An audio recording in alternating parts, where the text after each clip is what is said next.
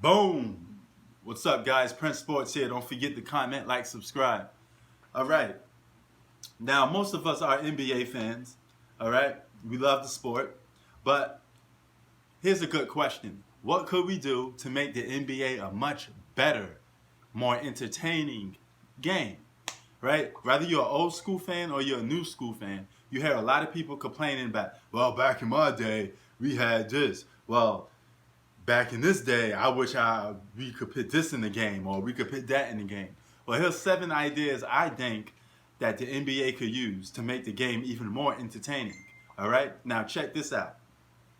Number 7, the 4-pointer. Okay, now this is a shot that guys like James Harden, Steph Curry, Damian Lillard will love. All right, this would be a nightmare for a coach because they'd be breaking tables at their star player taking such a low percentage shot, a 4-pointer. Now you can only imagine the 4-pointer would be more farther away from the basket than a 3, making it more harder to shoot a 4-pointer. And I think when defense starts to collapse on you, you won't be shooting a 4-pointer mostly at all most of the time.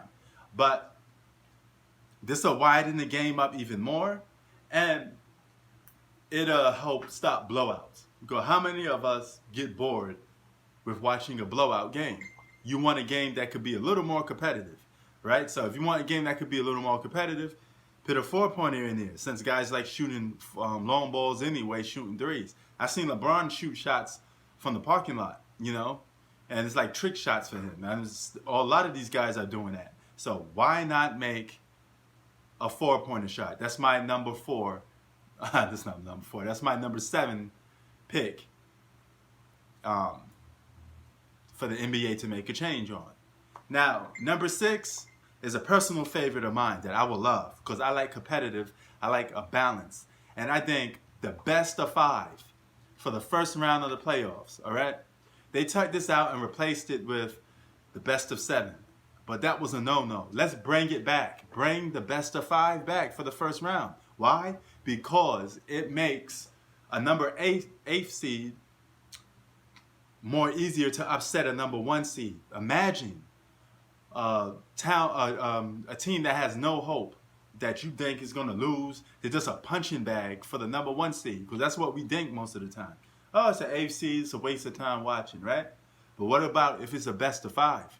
Can that team still win in the best of 5? Yeah, the chances increase. Because if they steal game 1, they're only 2 games away to beating the number 1 seed and knocking them out in the playoffs. So that's my number 6.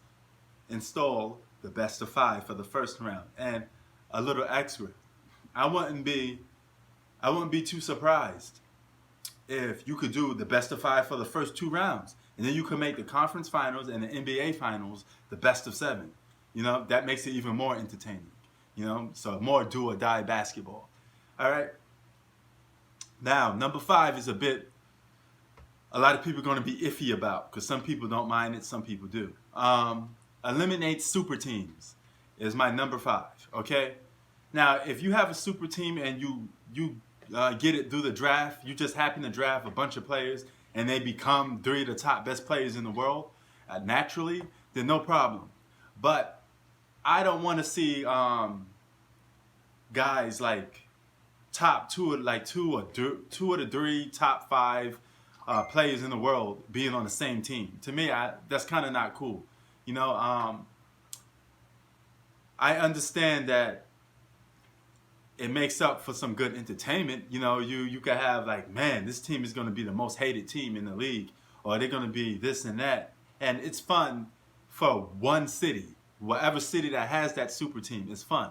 But for the rest of the people that have to watch basketball, it's not that fun, because we don't view it as equal competition when you're stacking the deck. And when you're stacking the deck in a way that seems kind of like, I don't know, cheesy, like you just all get together and say, oh, let's play together. That's a bit on the iffy side for some people, because some people don't mind super teams. But I happen to be against super teams. And let's put it this way.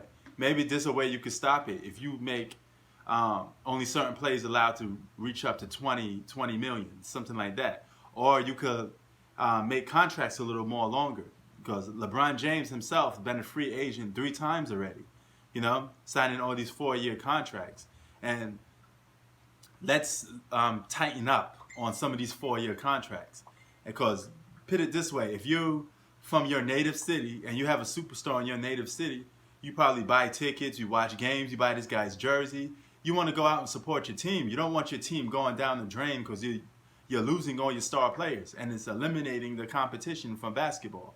And I think the Golden State Warriors having, at the time, 4 All-Stars kind of gave people feeling like, okay, we're not fans of this no more.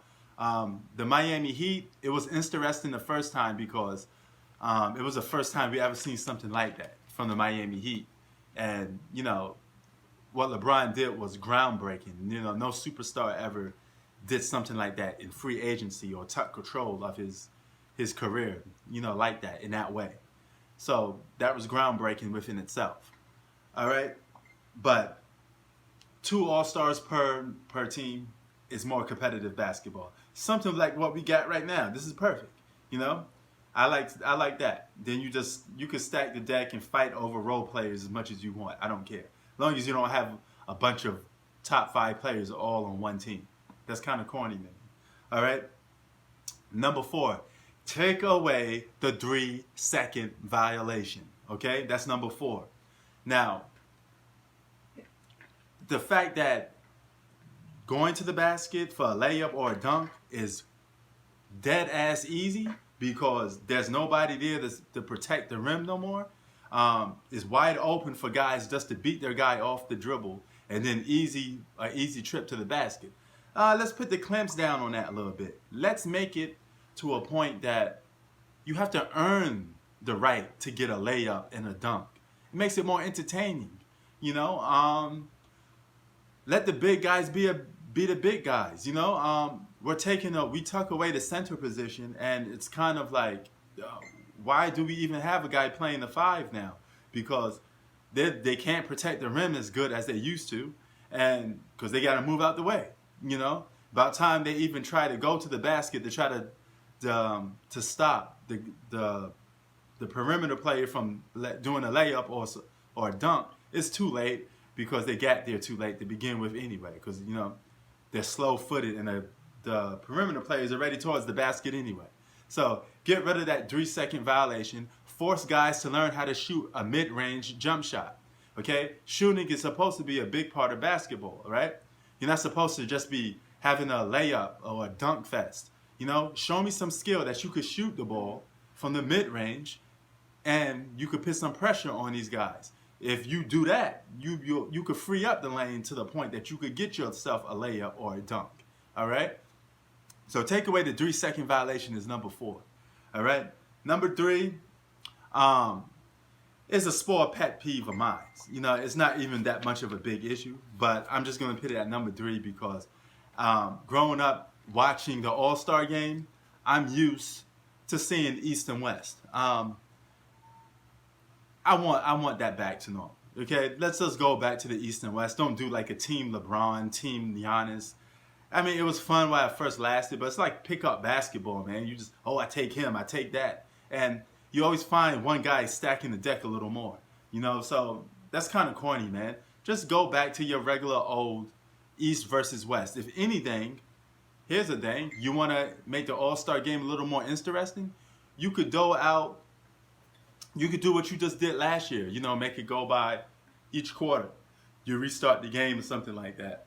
It makes it more interesting, But by all means necessary, keep the All-Star game the way it is. It wasn't broken. It was just from a simple fact that the guys themselves were just not trying that hard, because it was an All-Star game.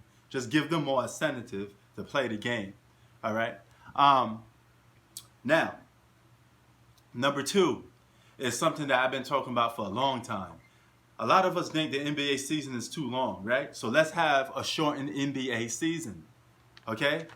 And how long is the NBA season, you say? I would say it's either 10 to 20 games too much, all right? 82 games maybe it's time to make that of a change. Let's go 62. So, because if you do 62, every game matters a little more, and teams will play harder. Guys would do less load management because they will miss out chances of making the playoffs. So this eliminates two things at once because nobody wants to see load management neither. So you get a 62 game season, anything can happen, and teams would get up for that a little more because they can't afford to take losses. You know, you could probably miss the playoffs by, losing 30 games, so that makes it more entertaining. All right. So that was number 2 on my list, was a shortened season. And number 1 is something that I want the NBA to all take notice on. Okay. That's defense. For this generation, it handcuffed the defensive basketball player. He can't really do much. Anything he does is a foul. He could foul. Okay? So here's what we need to do. Put hand checking back in the NBA. Make it that you could put your hands on the player. You could be a little physical. And you could let the offensive player smack the hand a little bit. Let's just get back to some rough basketball. Not to the point that you playing NFL football, but let hand checking at least come back. Let that come back. Get rid of the illegal screening. You could get rid of that. But my main thing is the defensive end. I want to see defense still being played. Don't give the offensive player too much to a point that you handicap the defensive player. So bring back a lot of defensive rules so these defensive-minded basketball players will have something to play for, and it makes it a little more evenly balanced. All right, so that's my top 7 ideas to what I want to see come back in the NBA. And I think it'll be a much more fun game for you and me if the NBA brings these 7 rules back. Peace.